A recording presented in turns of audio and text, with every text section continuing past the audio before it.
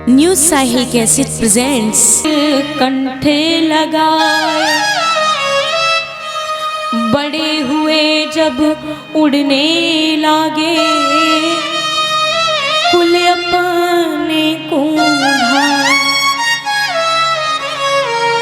लाला, किसी ने सही कहा है कि कोयल के सुतों को कागा पालता है, लेकिन जब वो बड़े हो जाते हैं तो वो अपने कुल के लिए ही समर्पित होते हैं। लेकिन जिस कागा ने उसे पाला उसका कोई अस्तित्व तो नहीं होता। बेटा, उसी प्रकार से मैंने तुझे खुद से भी ज्यादा प्रेम किया, तुझे अपना मान कर पाला। जिस दिन से तू मेरे जीवन में आया उस दिन से मैं अपना सुख दुख सब कुछ भूल गई, लेकिन आज तू ही मुझे छोड़कर जा रहा है।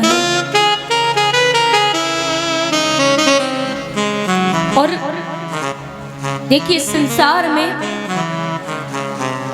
जिस दिन एक माँ की गोद में, एक स्त्री की गोद में एक बालक आता है, उस दिन उसके सारे अपने सुख समाप्त हो जाते हैं, उसके सारे सपने समाप्त हो जाते हैं, क्योंकि वो उस दिन से खुद को लेकर नहीं बल्कि अपने बच्चों को लेकर सपने देखती है। लेकिन आजकल इस समाज में अगर किसी की सबसे ज्यादा दयनीय स्थिति है तो वो है माता पिता की, क्योंकि माता पिता अगर गरीब होते हैं, माँ दूसरों के घर में बर्तन मांजकर बच्चों को पाल लेती है, पिता दूसरों के यहाँ मजदूरी कर कर बच्चे पाल लेता है। जब त्योहार आता है तो वो पिता खुद कपड़े नहीं ले सकता ताकि मेरे बच्चों के त्योहार मनाने में कोई कमी ना रह जाए। वो माँ अगर त्योहार पर भोजन बनाती है तो खुद पहले भोजन नहीं कर सकती, क्योंकि उसे पता है कि कहीं मेरे बच्चे भूखे ना रह जाएं। लेकिन जब वही बच्चे बड़े होते हैं तो माँ बाप को वृद्धाश्रम छोड़ाते हैं। जब वृद्धाश्रम छोड़कर आते हैं, माँ बाप मुड़ मुड़ कर देखते हैं, क्योंकि आजकल तो इतनी दयनीय स्थिति हो गई है कि वृद्धाश्रम में बालक अपने माँ बाप को छोड़कर आ गए और वहां से सूचना आती है कि तुम्हारी माँ का या तुम्हारी पिता का देहांत हो गया। बच्चे फोन पर कहते हैं हम बिजी हैं, अभी हमारे पास टाइम नहीं है। अरे जब अभी आपके पास टाइम अपने माँ बाप के लिए नहीं है तो आपको संतान कहलाने का कोई अधिकार नहीं है। अरे आप तीर्थ यात्राओं पर जाते हो, भगवान के सामने पूजा करते हो, कभी वो भगवान आपको नहीं मिल सकता, कभी वो आपकी पूजा स्वीकार नहीं कर सकता, क्योंकि आपके घर में जो आपके माता पिता है ना, वो दुखी है। अगर आप यही चाहते हैं ना कि आपके जीवन में सब कुछ अच्छा हो, तो सबसे पहले भगवान को भी पूजने से पहले अपने माता पिता को पूजना। आपकी सारी परेशानियां आपके सुखों में बदल जाएंगी। और देखिए, माँ के लिए बड़ी सुंदर पंक्तियां लिखी गई हैं और बताया गया है कि माँ क्या है। तू कितनी अच्छी है, तू कितनी भोली है, प्यारी प्यारी है ओ माँ, ओ माँ, ओ माँ मेरी माँ। तू कितनी अच्छी है, तू कितनी भोली है, प्यारी प्यारी है ओ माँ, ओ माँ, ओ माँ मेरी माँ।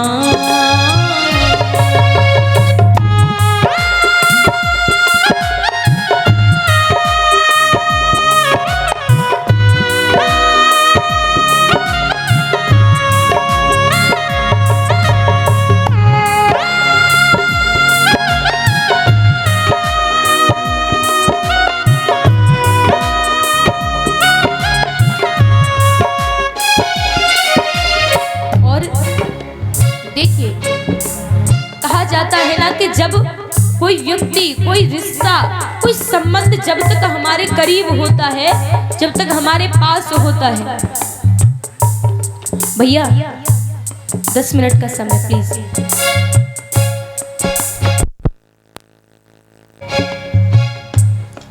जब तक कोई रिश्ता हमारे करीब होता है तब तक उसकी अहमियत हमें नहीं पता होती।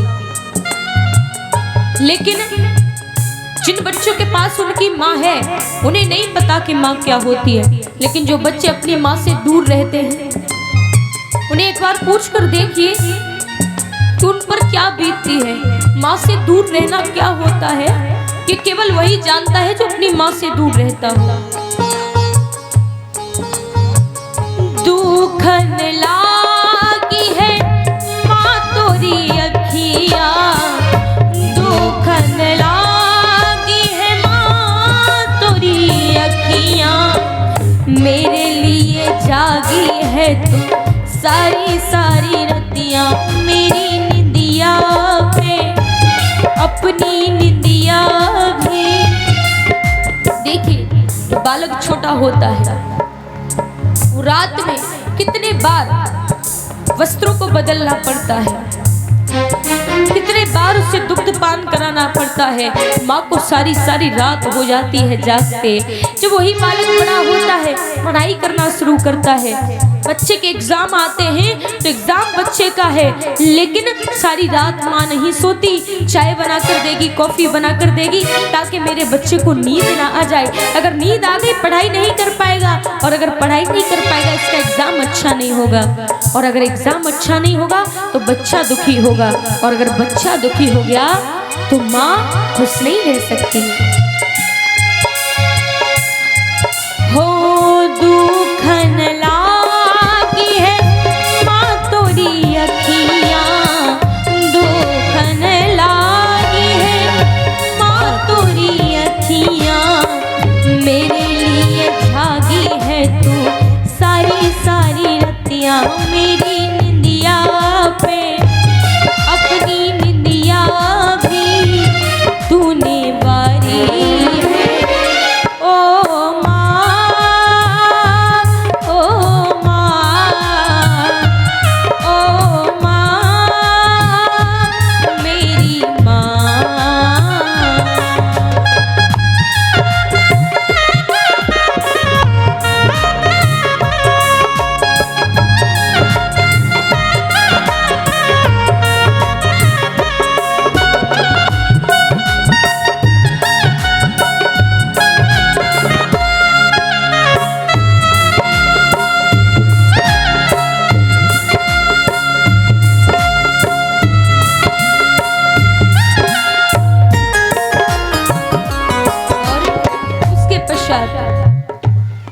अब जिन बच्चों की माँ होती है वो बच्चे कितने भाग्यशाली होते हैं। अपना नहीं है सुख दुख कोई, अपना नहीं है सुख दुख कोई, मैं मुस्काया तू मुस्काई, मैं रोया तू रोई हो, मैं मुस्काया तू मुस्काई, मैं रोया तू रोई, मेरे हंसने पे मेरे रोने पे तू बलिहारी है। ओ माँ, ओ माँ, ओ माँ, मेरी माँ।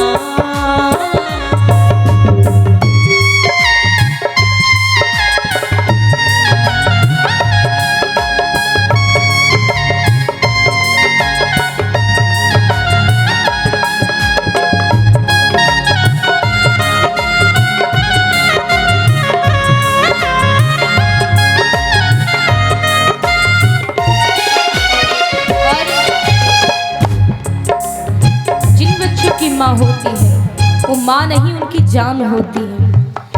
माँ बच्चों की जान होती है, माँ बच्चों की जान होती है, वो होते हैं वाले जिनके माँ होती है, वो होते हैं किस्मत वाले जिनके माँ होती है।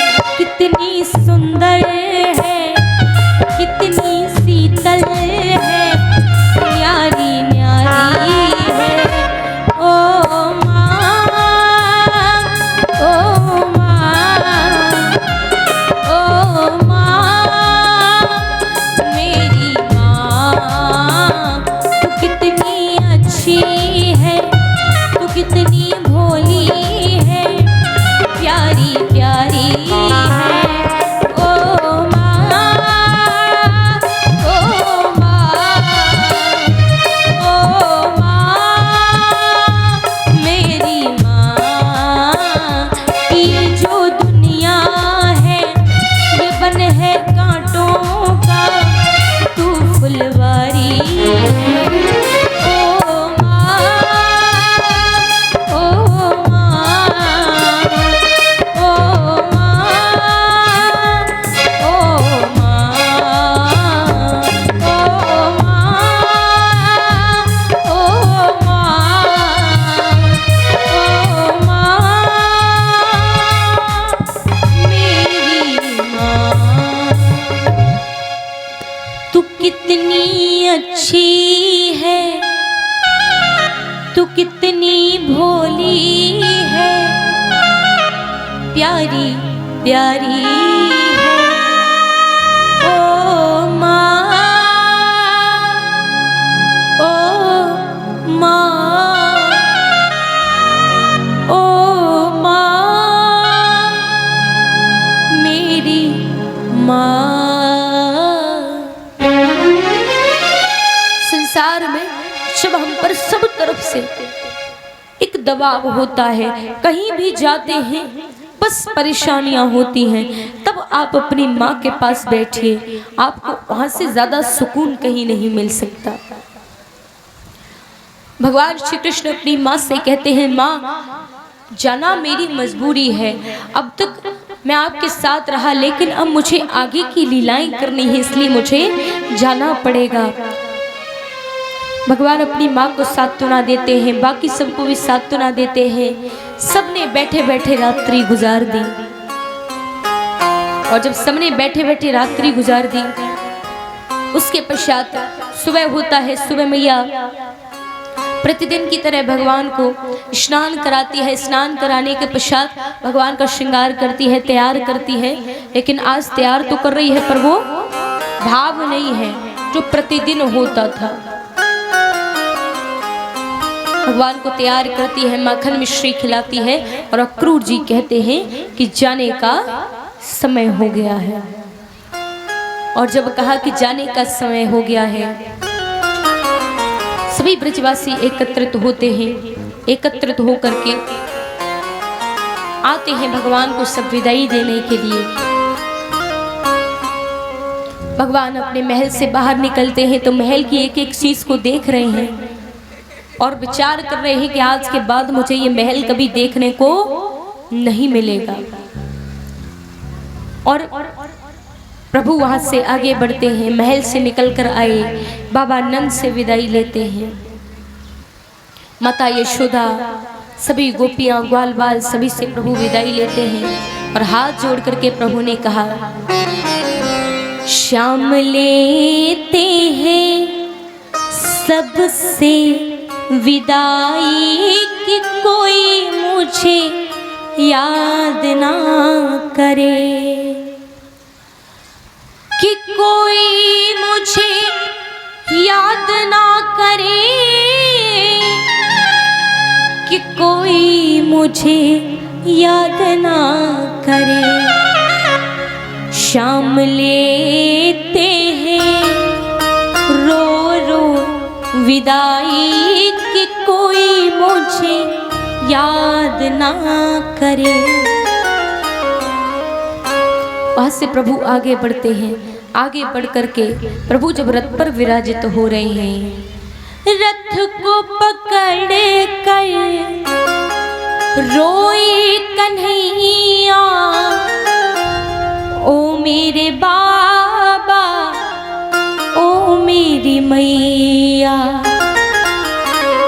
रथ को पकड़े कर रोए कन्हैया, ओ मोरे बाबा ओ मोरी मैया। हंस हंस के तुम